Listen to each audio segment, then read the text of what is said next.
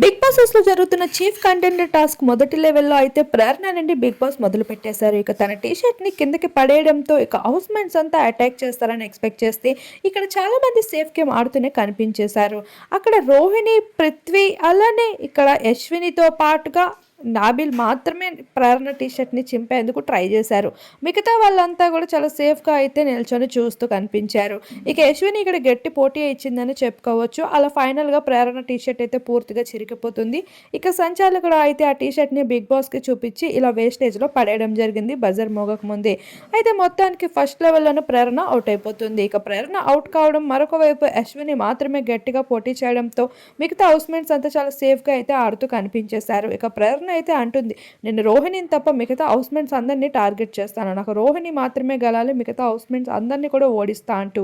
ఇక్కడ నిఖిల్ కూడా అదే చెప్తాడు.